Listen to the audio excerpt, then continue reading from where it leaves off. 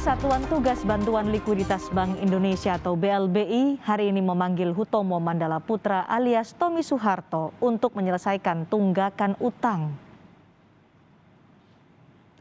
Dan Tommy Soeharto bersama Roni Hendrarto Rono Wicaksono dipanggil sebagai pengurus PT Timor Putra Nasional.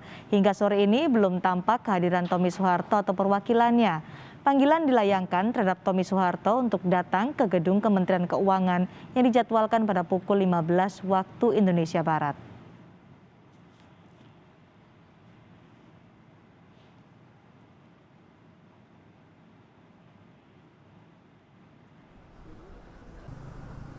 Sebelumnya, Menko Polhukam Mahfud MD menyatakan jumlah utang yang ditagih pemerintah kepada Tommy Soeharto sebesar 2,6 triliun rupiah terkait dengan bantuan likuiditas Bank Indonesia.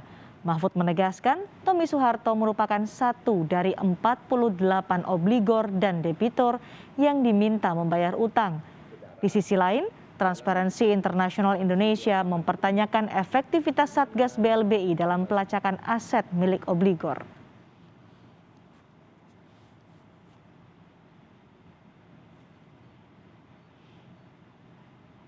Perlu kami tegaskan bahwa yang diundang itu adalah semua sekitar 48 obligor dan debitur yang punya hutang kepada negara sebesar 111 triliun. Jadi jangan salah bahwa ini hanya Tommy Soeharto. Semua dipanggil, tapi yang menjadi berita di media massa hanya panggilan kepada Tommy Soeharto. Semua dipanggil, ya. Ada yang sudah sampai, ada yang sudah selesai dan sebagainya. Ini pada semua orang. Tugas tidak cukup memiliki alat hukum untuk melakukan perampasan itu sendiri, gitu ya. Satgas akan kesulitan untuk melacak aset para obligor yang akan digunakan untuk membayar hutang, terutama jika aset-aset tersebut berada di luar negeri. Kita sama-sama mengetahui, begitu ya, bahwa hingga hari ini negara kita belum memiliki undang-undang perampasan aset dan juga sangat sedikit, begitu ya, memiliki perjanjian perampasan aset dengan negara-negara lain.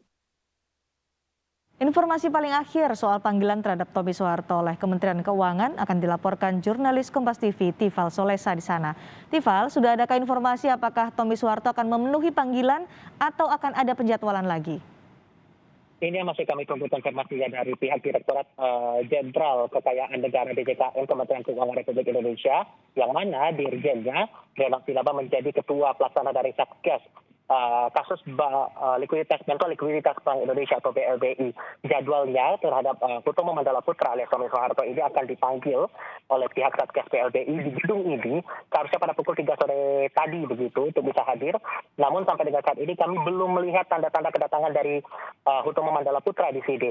Sebetulnya tidak hanya Hutomo Mandala Putra yang ikut dipanggil oleh Satgas BLBI, tapi ada satu nama lain yang menjadi pengurus dari PT Timor Putra Nasional yang ikut dipanggil oleh Satgas BLBI, yakni Roni Hendrarto Rono Wicaksono. Mereka dalam hal ini diminta untuk menyelesaikan hak tagih negara BLBI berdasarkan penetapan jumlah piutang negara setidaknya 2,6 triliun rupiah.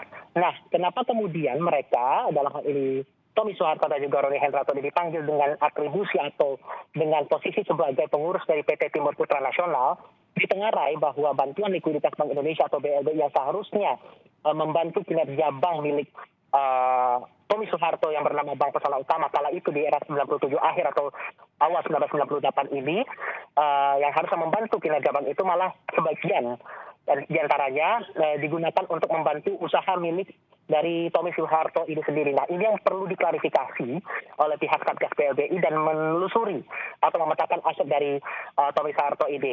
Nah, yang perlu juga dicermati di sini bahwa panggilan ini sudah menjadi panggilan lanjutan terhadap Tommy Soeharto. Masih kami tunggu sebetulnya konfirmasi dari pihak Satgas BLBI. Ini jadi panggilan keberapa sebetulnya terhadap Tommy Soeharto.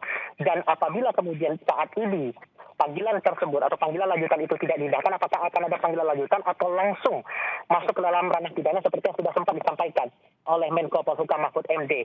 Saat itu atau kemarin seperti dalam keterangan pers begitu yang disampaikan kepada media kemarin, Mahfud MD mengatakan kalau kemudian panggilan dari Satgas BLBI untuk melakukan klarifikasi terhadap aset ini tidak diindahkan oleh 48 obligor dan juga debitur ini, maka ada potensi dilakukan penindakan dalam ranah pidana. Itu disampaikan, tapi kita juga perlu memahami Satgas BLBI ini nantinya akan bekerja dengan tenggat maksimal akhir tahun 2023 persisnya pada bulan Desember nanti.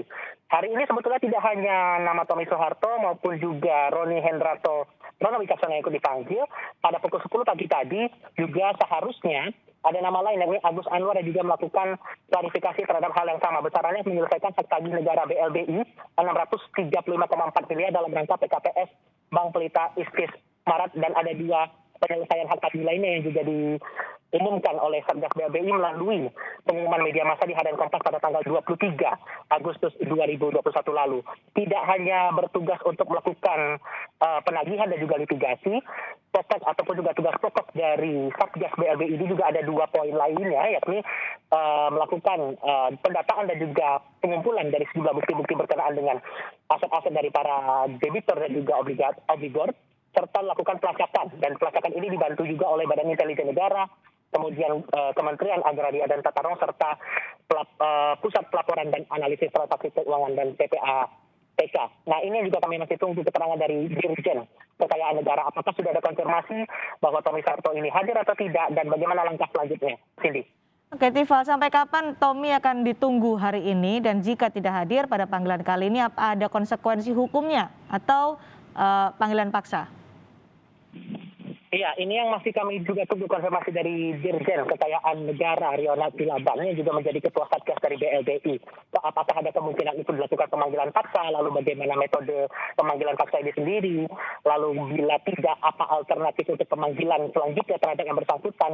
Mengingat sebetulnya kalau kita cermati dari pernyataan Mahfud MD, sekalipun kemudian ada potensi dilakukan tindak pidana atau pengalihan kasus ini ke ranah pidana, tidak ada tenggat sebetulnya berapa kali obligor atau debitur ini dilakukan pemanggilan. Apakah harus 3 kali dulu baru dilakukan pengalihan ke ranah pidana, atau sampai akhir Desember 2023 mereka akan terus dipanggil untuk tagih hak utangnya begitu dari kasus BLBI ini, atau ada mekanisme lain. Tentu ini masih akan kami tunggu dari keterangan pihak Ketua Satgas BLBI, Renald Silaban. Jadi. Baik, terima kasih Tifal Solesa melaporkan langsung dari Kementerian Keuangan.